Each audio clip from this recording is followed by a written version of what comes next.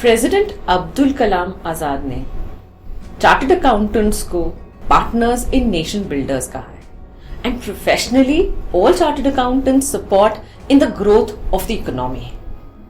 But कुछ selective ऐसे chartered accountants भी हैं जो सिर्फ कंट्री एंड नेशन के लिए फोकस नहीं करते, वो अपने सोसाइटी एंड पीपल के लिए भी सपोर्ट करते हैं। आज हमारे साथ एक ऐसे ही सीए हैं जिन्होंने ना कि प्रोफेशनली अपने करियर में बहुत अच्छा किया है, वो एक बिग फोर के पार्टनर हैं और वो एक एनजीओ चलाते हैं जिसको इंटरनेशनल अक्लेमेशन मिला हुआ है। सो मिलते हैं सीए संजीव सिंगल से। Hello sir, welcome to the show. Thank you Ruchi. So Sanjeev ji को आप जानते ही हैं, ये एक एसआरसीसी ग्रेजुएट हैं, बिग फोर पार्टनर हैं, सीए इंस्टीट्यूट के सेंट्रल काउंसिल मेंबर हैं और यूएनसीटीएडी के अवार्डी हैं एंड चेयरपर्सन भी रह चुके हैं। सो चलते हैं और समझते हैं सर से उनकी सीए की कहानी उन्हीं की जुबानी। सो हेलो सर, सबसे पहले हमारा फेवरेट क्वेश्चन है, सबसे जो हम पूछते हैं कि आपने सीए कैसे करने की सोची? मैं जब 8th क्लास में था, मुझे ये श्योरिटी थी कि मेरा साइंस में इंटरेस्ट नहीं है। साइंस के बाद बचता है कॉमर्स, और उस टाइम चार्टर्ड अकाउंटेंट बड़ा एक यूनिक फील्ड था, आज भी है। The number of chartered accountant जो आपके आसपास हैं वो बहुत कम होते थे। मेरे अंकल हैं बीएल अग्रवाल जी, वो भी सीए थे और मेरे फादर उनके बड़े एग्जाम्पल देते थे। तो मुझे था कि मुझे सीए करनी है, तो 8th क्लास में मैंने सोचा था कि कॉमर्स लेनी है 11th में जाके और उसके बाद सीए करनी है। तो सर आप तो जैसे मैंने बोला, आप एसआरसीसी ग्रेजुएट हैं एंड आई थिंक नंबर 1 रह चुके हैं आप as a BCom student and MCom भी आपने करी है, आप पीएचडी भी कर चुके हैं, तो आप इतने इंटेलिजेंट रहे हैं हमेशा। तो आपकी सीए की जर्नी कैसी रही है? सीए की जर्नी, मैं जब Shri Ram college of commerce से मैंने ग्रेजुएशन पूरा किया, God was kind enough, I had first rank in Delhi university. So I consulted my principal, my teachers, DC Sancheti ji हमारे कॉलेज के प्रिंसिपल थे, और मैडम रीना चड्डा से मैंने डिस्कशन किया। उन्होंने कहा आपको एक अच्छी बड़ी फर्म में आर्टिकलशिप करनी चाहिए। तब AF फर्गुसन नंबर 1 पर होती थी, तो मैं वहाँ इंटरव्यू देने गया और मेरा सिलेक्शन हो गया। तब मैंने AF फर्गुसन में आर्टिकलशिप की, बहुत कुछ सीखने को मिला। अशोक महिंद्रा जी के अंडर मैं आर्टिकलशिप रजिस्टर हुआ एंड उसमें मेहनत की, अच्छे ऑडिट्स के एक्सपीरियंसेस लिए एंड फर्स्ट अटेम्प्ट में सीए हो भी गई। उस टाइम 2 ही चीज़ें होती थी, एक ऑडिट्स करने हैं और अपनी पढ़ाई पे फोकस करना है। ये बात तो सही। सर दूसरी चीज, अब आप सीए भी हो गए, तो आपने फर्स्ट जॉब कहाँ, मतलब जॉब से स्टार्ट किया या प्रैक्टिस से स्टार्ट? मैंने कैंपस में मैं अपेयर हुआ, small industry development bank of India में। मैंने 7,500 पर मंथ की सैलरी से मैंने जॉब शुरू की।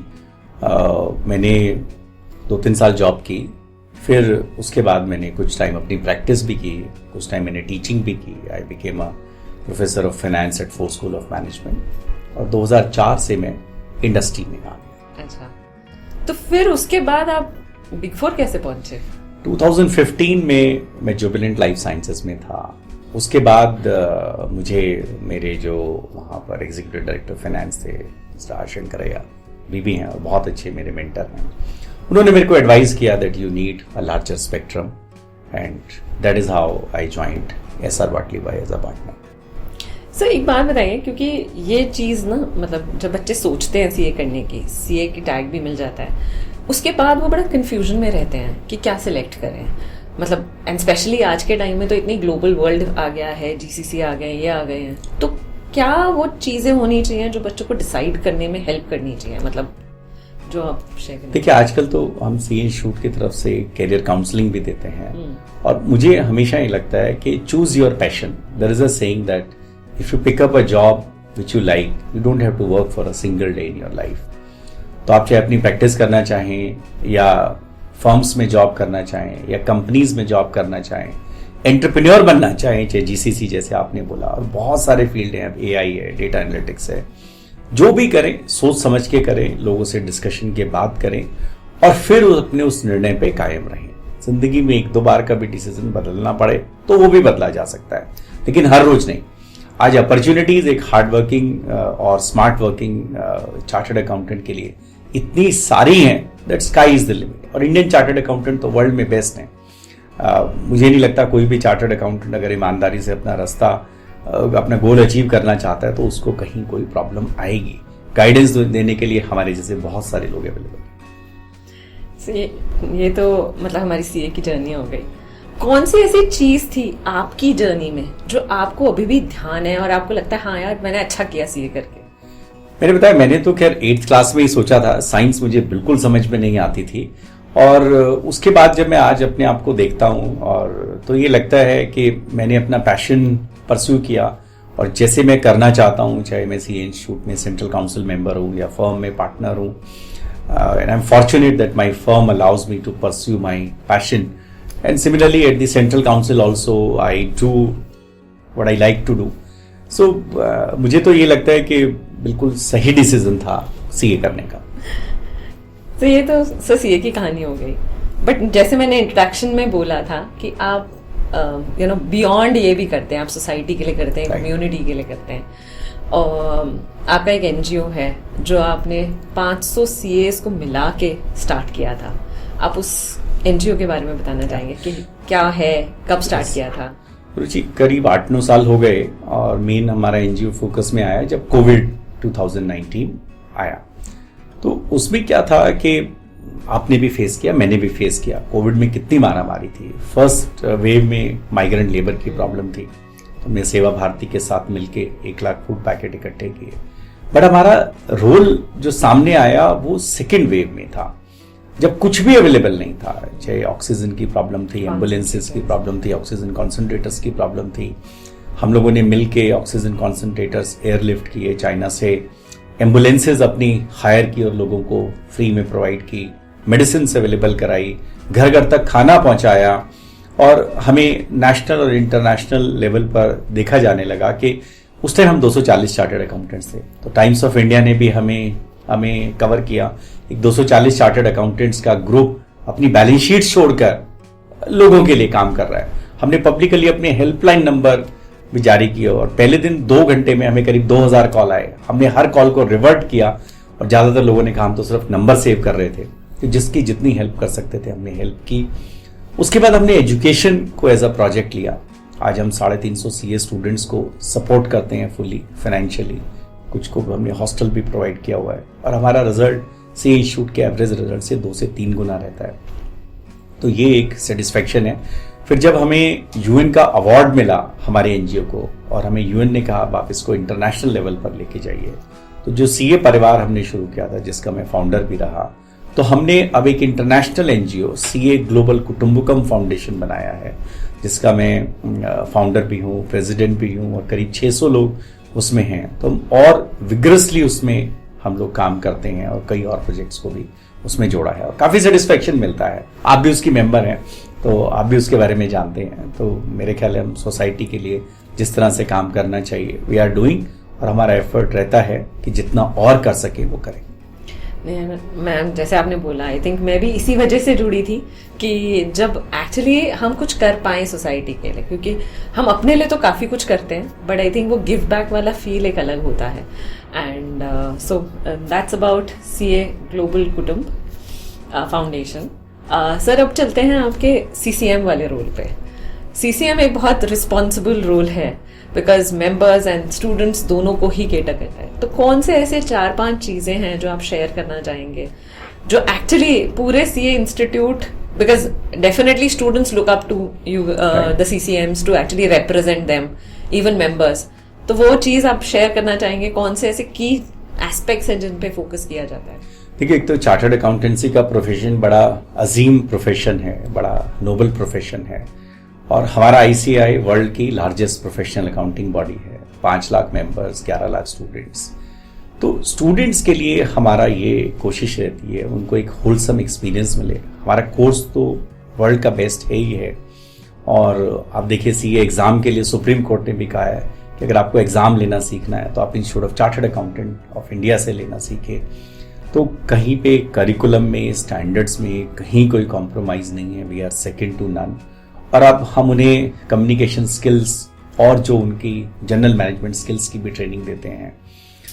और जहाँ तक बात है मेंबर्स की, मेंबर्स के लिए हम काफ़ी कैपेसिटी बिल्डिंग प्रोग्राम्स करते हैं, उनको टूल्स प्रोवाइड करते हैं और आजकल हम जो नए सनराइज एरिया हैं, चाहे वो सस्टेनेबिलिटी है, इसका कोर्स आपने भी किया है, या एआई है, उन पर भी फोकस कर रहे हैं, मेंबर्स की कैपेसिटी बिल्डिंग पे फोकस कर रहे हैं, और साथ ही साथ हम अपनी फर्म्स को लार्ज बनाने के लिए भी एफर्ट्स कर रहे हैं, क्योंकि 80 to 90% जो हमारी सीए फर्म्स हैं वो सोल प्रोप्राइटर हैं, जबकि एक सोल प्रोप्राइटर में आगे चल के उसकी कंटिन्यूएशन का चैलेंज आता है। तो हमारे एफर्ट ये रहते हैं किस तरह से मेंबर्स साथ मिलकर अपने आप को एग्रीगेट कर सकें और एक अच्छा स्केल अचीव कर सकें, क्योंकि लॉन्ग रन में you need scale for economies of scale as well as for expansion. Sir अब एक्चुअली एक और चीज़ मैं समझना चाहती थी आपसे, बिकॉज ये तो आपकी प्रोफेशनल हो गई, सीसीएम हो गया, बट आपने you have chaired the UNCTAD council also. वो एक बहुत अलग एक्सपीरियंस थे, गोइंग ग्लोबल, एक इंडियन सीए को उस प्लेटफॉर्म पे पहुंचना, वो जर्नी कैसी थी आपकी? वो एक अनएक्सपेक्टेड जर्नी थी। जब मैं सस्टेनेबिलिटी बोर्ड का सीए इंस्टीट्यूट में चेयरमैन था, तो एक दिन हमें मेल आया यूएनसीटीएडी से that they want to discuss something. मैं उन लोगों को पहले जानता भी नहीं था, तो हमने कॉल की, तो दे सेड इसकी एनुअल चेयर रोटेट होती है, we want you to be the next chair, we will propose your name and then there is going to be screening process. उस टाइम हमारा सीए का सेंट्रल काउंसिल का election था, तो I said इस साल तो मैं वो नहीं उसके लिए भरना चाहूंगा, बिकॉज उसमें कुछ हमारा कोड ऑफ कंडक्ट है जो अलाउड नहीं है। We can see it next year. मुझे उम्मीद नहीं थी कि वो नेक्स्ट ईयर तक वेट करेंगे, उस साल किसी और को दी, नेक्स्ट ईयर वो फिर आए, एंड उसके लिए नॉमिनेशन प्रोसेस हुआ, स्क्रीनिंग प्रोसेस था, then finally they gave me that chair. और ये चार्टर्ड अकाउंटेंट्स के लिए नहीं, ये किसी के लिए भी होती है, and I am the only second Indian जिसको वो चेयर मिली। और जिनेवा में जाके उस मीटिंग को प्रिजाइड करना, जहाँ पे करीब 150 कंट्रीज के लोग थे, और बाद में उन्होंने हमारे सस्टेनेबिलिटी बोर्ड को भी रिकॉग्नाइज किया, उनको भी वर्ल्ड के बेस्ट बोर्ड का अवार्ड दिया, और ये चेयर उन्होंने मुझसे फिर नेक्स्ट ईयर रिक्वेस्ट किया कि मैं इसको कंटिन्यू करूं। उनकी 43 ईयर की हिस्ट्री में ऐसा कभी नहीं हुआ। तो 2 साल मुझे ये सौभाग्य मिला उस चेयर पे बैठने का, और वाकई हम उसमें मीनिंगफुल काम कर पाए, और इंडिया का नाम भी हमने एक वर्ल्ड स्टेज पे रोशन किया। तो बड़ी खुशी मिलती है इस बात की कि हम इंडिया को उस ग्लोबल प्लेटफॉर्म पे ले जा पाए, जहां हमारे माननीय प्रधानमंत्री जी नरेंद्र मोदी जी का जो विजन है, इंडिया आज वाकई एक ग्लोबल लीडर है, और उसका हम एक छोटा सा हिस्सा बन पाए, ये एक बड़ी खुशी है। बिल्कुल बढ़िया sir, and I think definitely proud from an individual person as a CA member and definitely as a country citizen. तो ये तो डेफिनेटली बहुत अच्छी रही है sir. I think very inspiring journey, because इतने फेसेट्स मिलना एक लाइफ में बहुत डिफिकल्ट होता है। तो आप क्या मतलब एक मैसेज देना चाहेंगे हमारे उन स्टूडेंट्स को, because it's not only for CS, basically हम स्टार्ट करते हैं एक छोटी जगह से, जब हम अपनी जर्नी स्टार्ट करते हैं, पैदा होते हैं, बट फिर हम प्रोफेशन की वजह से, बाकी रीजन से हम आगे बढ़ते हैं। तो क्या ऐसा चीज हमें करनी चाहिए जिस वजह से हम शायद ये चीज को अचीव कर सकें? मतलब how do we groom ourselves? कुछ 2-4 पॉइंट्स। देख, मुझे लगता है there is no shortcut to success in life, and you should have wings of fire. मेरी अचीवमेंट्स अगर मैं देखता हूँ, औरों को कंपेयर करता हूँ, तो मुझे लगता है कि शायद ड्रीम्स छोटे थे तभी यहाँ तक पहुंचे, ड्रीम्स बड़े होते तो और आगे पहुंचते। आज हमारे चार्टर्ड अकाउंटेंट है वैभव तनेजा, जो कि इलॉन मस्क की कंपनी में सीएफओ हैं, और उनका total remuneration including ESOPs 1200 crore रुपए साल है, और इंडिया को उस ग्लोबल लेवल पे वो लेके जा पाए। आज यूनिलीवर के जो ग्लोबल सीएफओ हैं वो भी एक चार्टर्ड अकाउंटेंट हैं। तो मुझे लगता है if you have the passion and if you have the dream and if you can work hard, ये कुछ इंग्रेडिएंट्स हैं सक्सेस के। कुछ बाधाएं जरूर आएंगी रास्ते में, बट अगर मेहनत करते रहें, गाइडेंस लेते रहें, तो कहीं कोई प्रॉब्लम नहीं। Thank you, sir. I think very nice and crisply captured, honestly captured, I should say, कि आपने अपनी वो सारी चीजें बताई।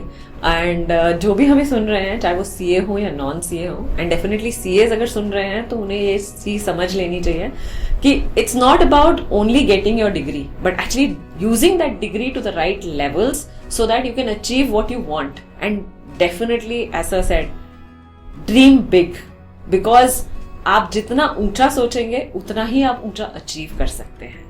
Thank you, sir, for being on the show. It's really a pleasure always to speak to you and learn from you.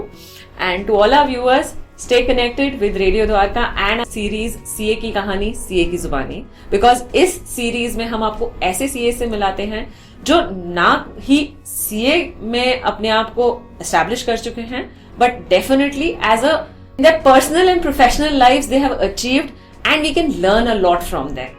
So stay connected and keep watching CA की कहानी CA की जुबानी on every Thursday. Thank you.